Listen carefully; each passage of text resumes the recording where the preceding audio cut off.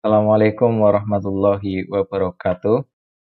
Kita lanjutkan pelajaran hari ini ya, yaitu kita masuk ke buku tema tokoh dan penemuan.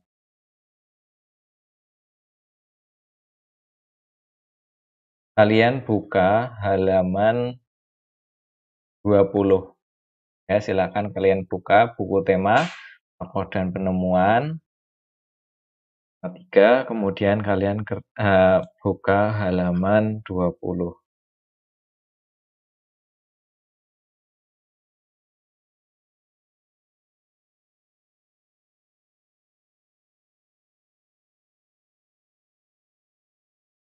Pembelajaran 3, kita telah mengetahui beberapa tokoh yang berhasil mengubah kehidupan masyarakat dunia berkat penemuannya. Lalu siapakah tokoh penemu di bidang olahraga? Ini ada sedikit ya, tokoh penemu dalam bidang olahraga. Namanya James Naismith. Ya, James Naismith lahir di Kanada 6 November tahun 1861. Ia adalah penemu olahraga bola basket. Naismith saat itu ditantang mencari cara untuk menghilangkan kebosanan yang dialami murid-muridnya dalam pelajaran olahraga saat musim dingin. Terinspirasi oleh suatu permainan yang pernah ia mainkan saat kecil di Ontario, Naismith kemudian menciptakan permainan yang kemudian dikenal sebagai bola basket pada 15 Desember 1891 ya. Di James Naismith ya, orang yang lahir di Kanada, dia menemukan mainan bola basket tanggal 15 Desember 1891. Ya, kita lanjutkan. Ini ada olahraga. Kalian boleh baca-baca, silahkan ya. Kemudian kita akan masuk ke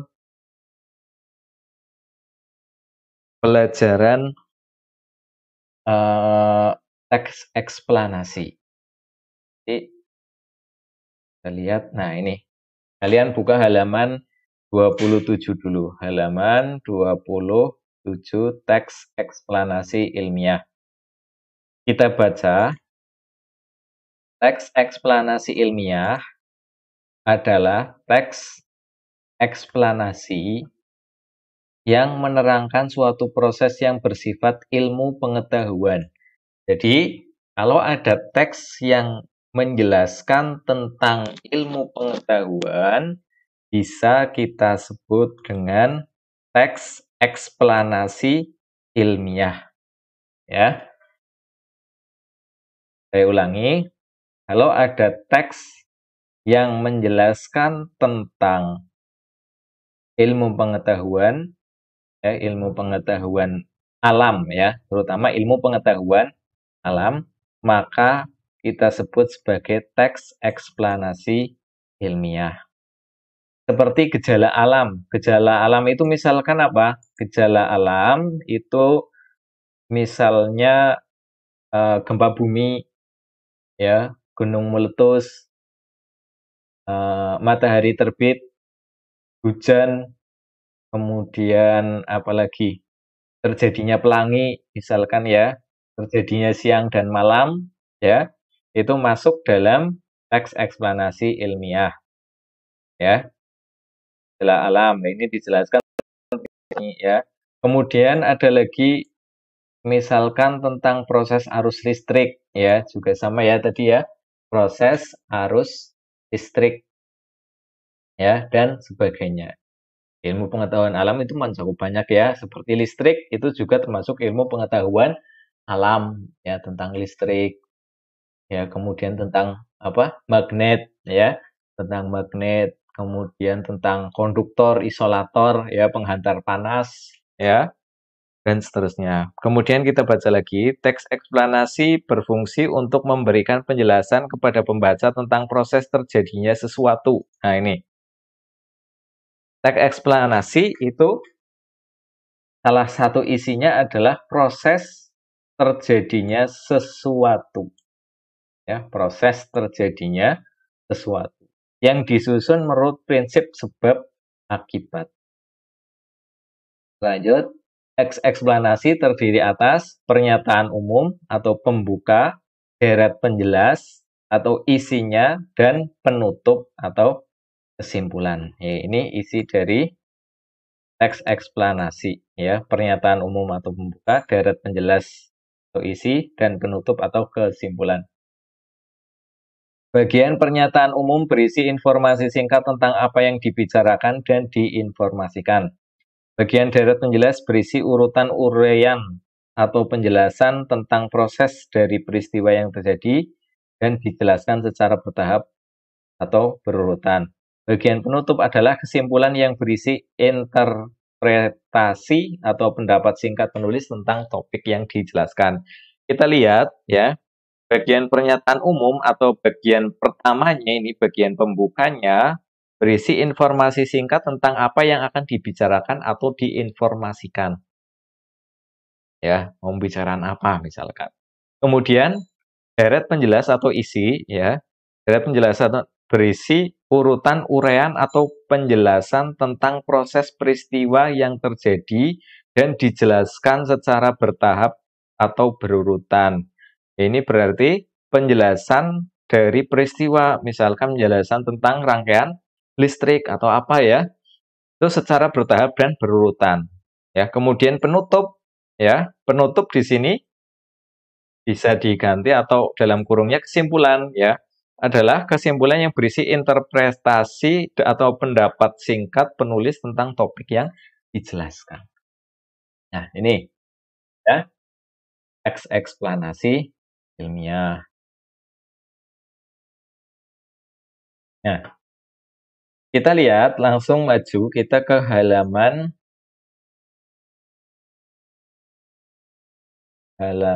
mana ini? Ayo berdiskusi. Halaman 26. Kita masuk ke halaman 26 ya. Di pembelajaran sebelumnya kamu telah membaca cerita tentang listrik pengubah dunia dan menjawab pertanyaan bacaan. Amati kembali jawabanmu, pastikan bahwa jawaban tersebut benar dan sesuai isi bacaan. Tuliskan jawabanmu pada lingkaran berikut sesuai dengan urutan paragrafnya. Nah, di sini kalian lihat ya, listrik pengubah dunia. Ya, itu halaman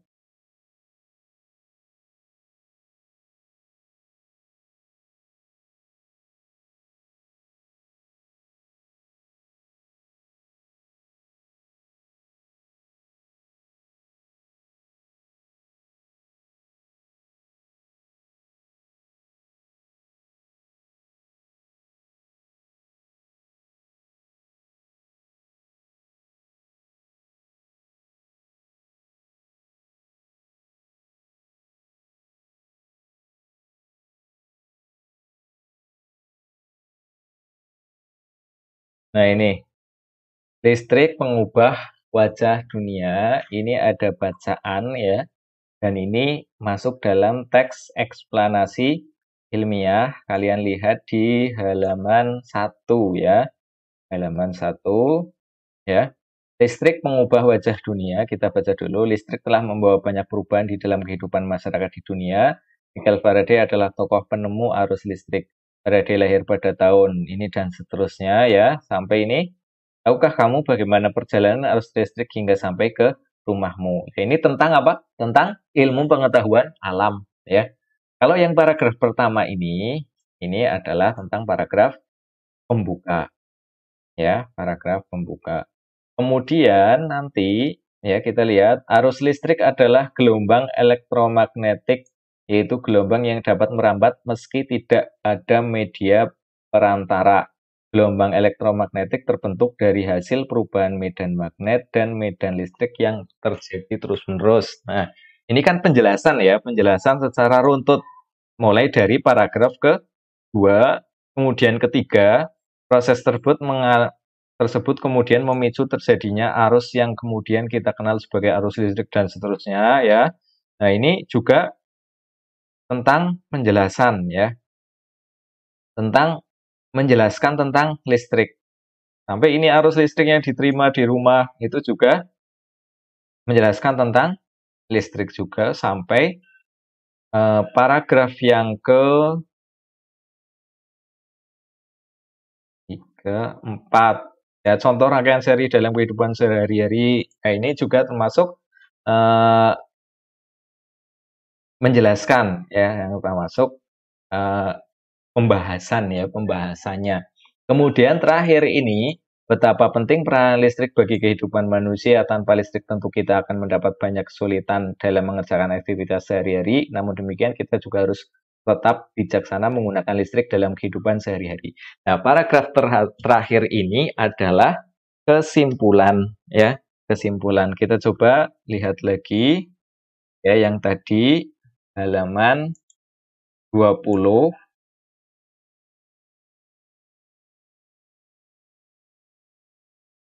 Mana ini?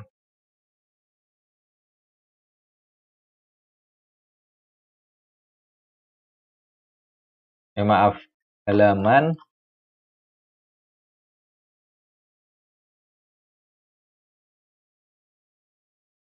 26 ya. Jadi paragraf pertama itu termasuk topik masalah, itu baru paragraf pertama ya. Kemudian paragraf keempat itu adalah kesimpulan dan pesan pendapat pribadi penulis. Berarti di sini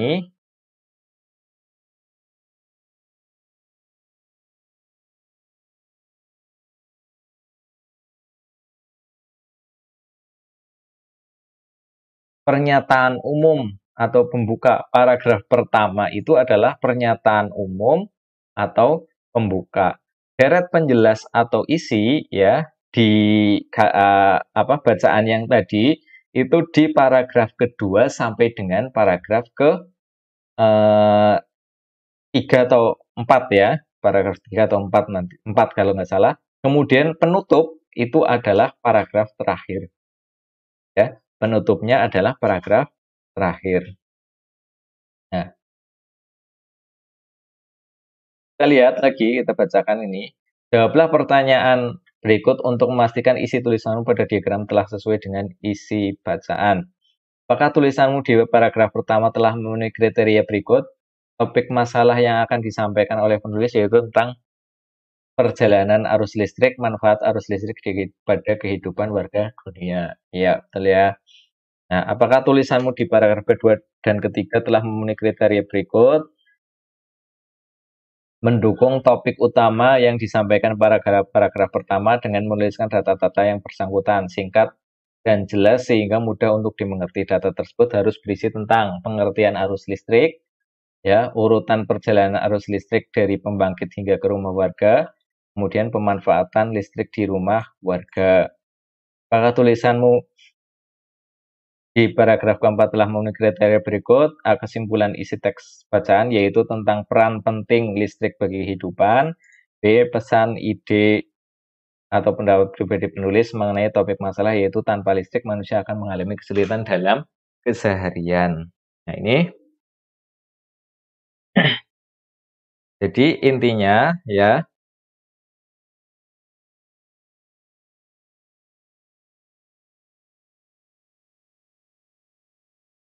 teks yang ada di halaman pertama dan halaman kedua itu adalah teks eksplanasi ilmiah karena mencangkup 3 hal ini. Pernyataan umum, deret penjelas, dan penutup atau kesimpulan. Itu yang disebut teks eksplanasi ilmiah. Kita lanjutkan. Untuk rangkaian lampu ya, insya Allah Pak Guru akan jelaskan ketika kalian sudah masuk sekolah ya, sudah masuk sekolah. Jadi ini kita pending dulu ya, kita tunda dulu ya. Lanjut kita masuk ke pembelajaran 4. Tahukah kamu siapa penemu bola lampu pijar? Bagaimana ia menemukannya? Sikap apa yang harus kita contoh darinya? Nah, ini ada bacaan tentang Thomas Alva Edison, kemudian kalian nanti mengerjakan ini. Ya, tentang paragraf 1, topik masalah, berarti ini termasuk teks eksplanasi ilmiah. Ya, teks eksplanasi ilmiah. Paragraf 1, apa yang dibahas pada teks di atas? Berarti dicari intinya saja. Yang dibahas pada paragraf pertama itu tentang apa? Kalian lihat paragraf pertama itu yang ini. Pernahkah terbayang olehmu hidup tanpa penerangan setelah matahari terbenam? Tentu akan sulit melakukan kegiatan di luar rumah karena lingkungan yang gelap gulita. Kegiatan di dalam rumah mungkin juga terbatas. Kita patut mensyukuri salah satu penemuan terbesar yang mengubah dunia, penemuan bola lampu pijar oleh Thomas Alva Edison. Ya. Sekarang kalian jawab pertanyaannya. Apa yang dibahas pada teks di atas? Nah, yang dibahas adalah apa? Ya. Oke, mungkin kesimpulannya ini gimana? Ya, cari di paragraf pertama. Kemudian paragraf kedua, deret penjelas. Nah, deret penjelas itu kan termasuk ciri-ciri dari teks eksplanasi ilmiah. Siapakah Thomas Alva Edison? Nah, cari di sini. Ya, siapa Thomas Alva Edison? Cari di sini, dicari, dibaca dulu ya, baru cari ya. Siapa, lahir siapa, dan seterusnya. Lanjut sampai nanti paragraf ketiga. Ini yang melihat dunia dan seterusnya. Nah, paragraf kedua dan ketiga itu deret penjelas. Karena menjelaskan topik masalah yang dibahas. Ya. Kemudian terakhir ya, jadi paragraf pertama kalau di teks eksplanasi pasti topik masalah. Paragraf terakhir pasti kesimpulan dan pesan. Ya, kesimpulan dan pesan. Adapun selain paragraf itu adalah deret penjelas. Itu ciri-cirinya seperti itu. Lanjut sekarang yang kesimpulan contoh ya, kesimpulan dan pesan atau pendapat pribadi penulis. Apa yang dapat kamu simpulkan tentang sikap Alva Edison? Ini, kegigihan Thomas Alva Edison memberikan hal baru bagi dunia, rasa ingin mengubah, ingin tahunya yang tinggi dan sikap pantang menyerah mampu mengubah dunia menjadi lebih baik. Nah, ini kan pendapatnya penulis. Kesimpulannya ya, kegigihan Thomas Alva Edison memberikan hal baru bagi dunia, ya.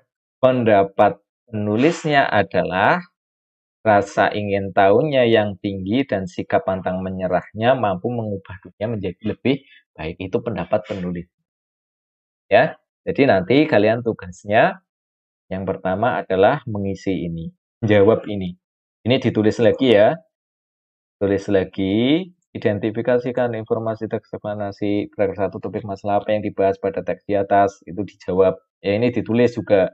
Ya, paragraf 2 deret penjelas ini juga ditulis biar nanti kalian ingat ya. Lanjut.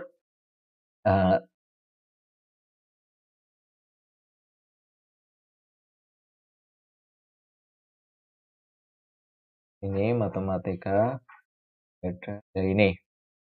Ayo berdiskusi. Dengan ditemukannya lampu pijar saat ini kita dapat melakukan berbagai hal di malam hari seperti yang dilakukan oleh Siti dan adiknya. Lampu belajar hadiah dari ayah. Nah, ini kalian baca ya. Kemudian kalian jawab ini. Bagaimana berdasarkan teks di atas diskusikan pertanyaan berikut. Apa hak yang didapatkan oleh Siti? Hak itu sesuatu yang didapatkan di teks ini, yang didapatkan itu apa? Yang didapatkan oleh Siti. Ya. Kemudian, apa hak yang didapatkan oleh adik Siti? Nah, ini apa yang didapat? Nih, ya. Kemudian, apakah Siti telah menggunakan haknya untuk tanggung jawab dengan tanggung jawab? Ya, ini sudah menggunakan haknya dengan tanggung jawab apa belum? Kira-kira berdasarkan teks yang ada di sini. Kemudian, 4. Apakah adik Siti telah menggunakan haknya dengan tanggung jawab? Di bacaan, dicari. Kemudian, apa manfaat ketika kita menggunakan hak kita dengan tanggung jawab? Ya, apa manfaat ketika kita menggunakan hak kita dengan tanggung jawab? Kira-kira kalau dengan tanggung jawab nanti haknya, misalkan tadi lampunya itu mau jadi seperti apa ya? Lanjut, ini juga dikerjakan. Apakah kamu telah menggunakan dengan tanggung jawab ya? Benda ya, benda yang kamu punya ya itu ada 1, 2, 3, 4, 5, 6, 7, 8 ya. Ada 8. Nah, ada 8 benda yang kamu punya, kemudian bagaimana kamu menggunakannya. Sandal, bagaimana kamu menggunakannya ya? Menggunakannya dengan baik ya. Menggunakannya misalkan eh, enaknya sendiri ya sandalnya. Apakah kamu merawatnya? Lah ini apakah bagaimana kamu punya? Bagaimana kamu merawatnya? Berarti sandalnya misalkan dicuci ya, dicuci, disimpan dengan baik ya. Kan seperti itu ya. Tapi jujur loh ya, misalkan sandal kamu menggunakannya itu dengan seenaknya sendiri, ya tulis silahkan kamu sandal. Bagaimana kamu menggunakannya enaknya sendiri ya, tidak disimpan. Bagaimana kamu merawatnya, tidak pernah dicuci, itu boleh jawabannya ya. Apakah kamu sudah bertanggung jawab dalam menggunakannya? Nah, silahkan. Kalau kalian bisa menyimpulkan sendiri, kalau sandalnya masih tidak pernah dicuci, ya, menggunakannya seenaknya sendiri, tidak pernah dirawat, tidak disimpan dengan baik, ya, maka apakah kamu sudah bertanggung jawab dalam menggunakannya? Jadi jawabannya belum. Apa manfaat ketika kamu bertanggung jawab? Nah, biasanya apa? Kalau sandal di, digunakan secara bertanggung jawab, ya, disimpan dengan baik, ya, dicuci, ya, kalau hilang dicari, itu manfaatnya akan awet. Nah, dan seterusnya benda-benda yang kamu sudah punya, ada sepatu, mungkin sepeda, mungkin apalagi penggaris, misalkan pulpen dan sebagainya, silahkan kalian tulis dan jawab pertanyaan ini dengan menggunakan tabel, ya. Jawabannya tidak usah terlalu panjang, nggak apa-apa ya.